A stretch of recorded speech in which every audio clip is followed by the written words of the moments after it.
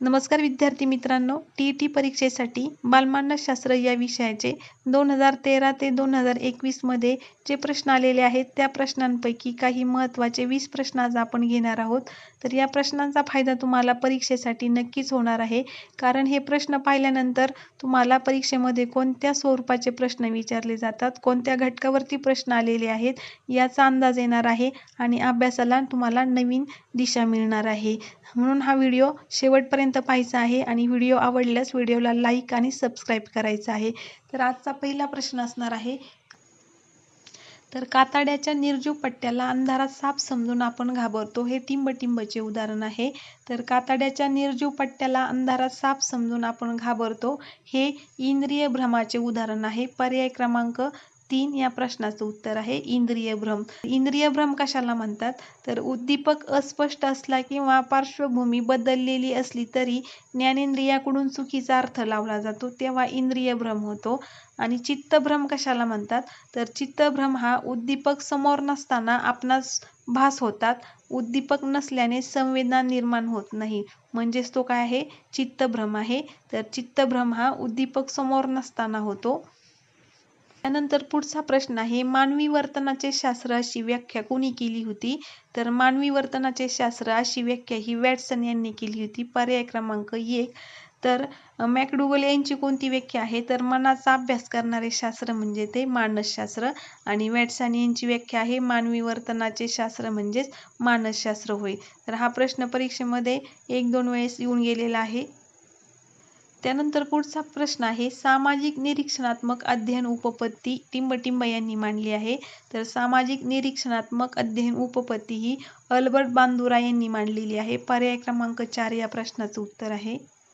पुढचा प्रश्न आहे, साध्य घटनेस प्रवृत्त करणाऱ्या, विशिष्ट दिशेने वाटचाल करावयास लावणाऱ्या, वर्तनासाठी उत्साह टिकून धरणाऱ्या शक्तीचे मिश्रण म्हणजे टिंबटिंब होय. या प्रश्नाचं उत्तर असणार आहे पर्याय क्रमांक 3 प्रेरणा.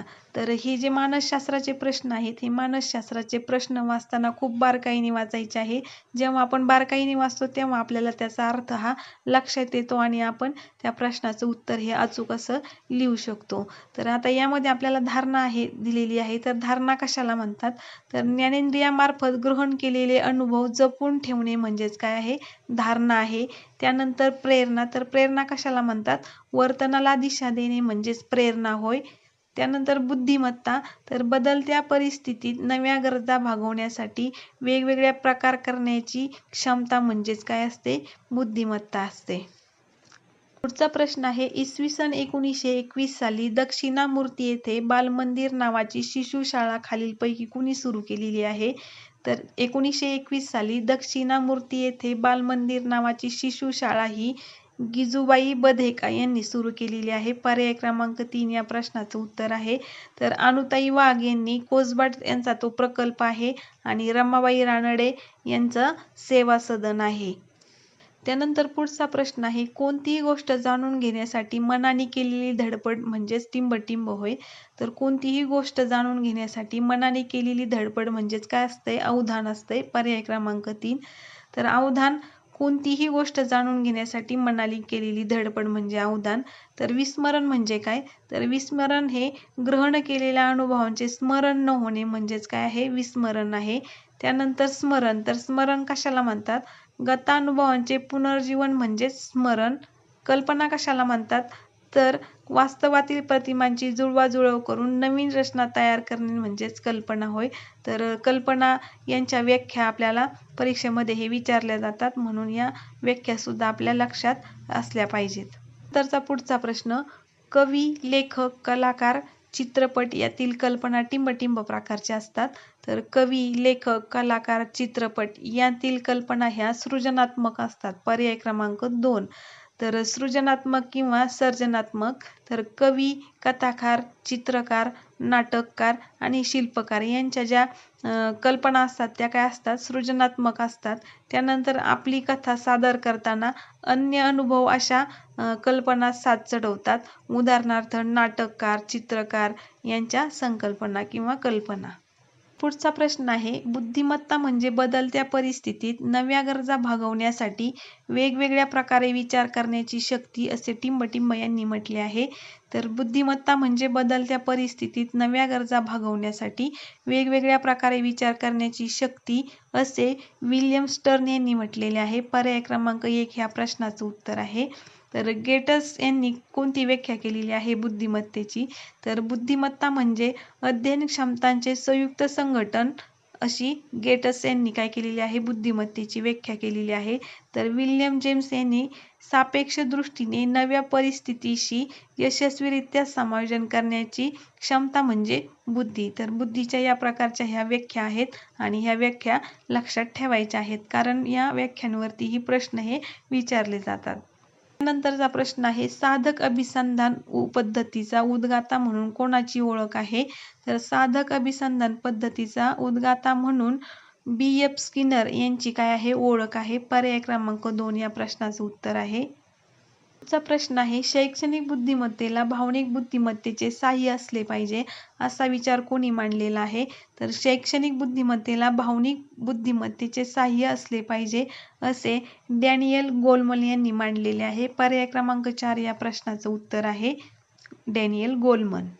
पुढचा प्रश्न आहे, खालीलपैकी कोणती मुले विशेष गरजा असणारी नाहीत ते सांगा. तर आता इथे प्रश्नामध्ये नाहीत ते सांगा म्हणजे आपल्याला इथे प्रश्नाचा पूर्ण अर्थ बदलला गेलेला आहे. तर विशेष गरजा असणारी नाहीत ते सांगायचं आहे. प्रश्न नीट वाचायचा आहे. इथं प्रश्नाचं उत्तर असणार आहे पर्याय क्रमांक 4 अध्ययन क्षमता असलेली मुलं. तर अध्ययन क्षमता असलेली ही जी मुलं आहेत ही मुलं विशेष गरजा असणारी नाहीत. तर विशेष गरजा असणारी मुलं कोणती आहेत? तर विकलांगता म्हणजे जन्माच्या वेळी अथवा नंतर झालेल्या अपघातामुळे झालेली कायमची किंवा तात्पुरती शारीरिक मानसिक कमतरता, ते काय आहेत? विशेष गरजा असणारी मुले आहेत. तर अध्ययन क्षमता असलेली मुले हे विशेष गरजा नसणारी मुलं आहेत, म्हणून आपल्या प्रश्नाचं उत्तर आहे पर्याय क्रमांक 4. पुढचा प्रश्न आहे, विकास अवस्थेतील वयोगट 6 ते 12 वर्ष या कालावधीला काय म्हणतात?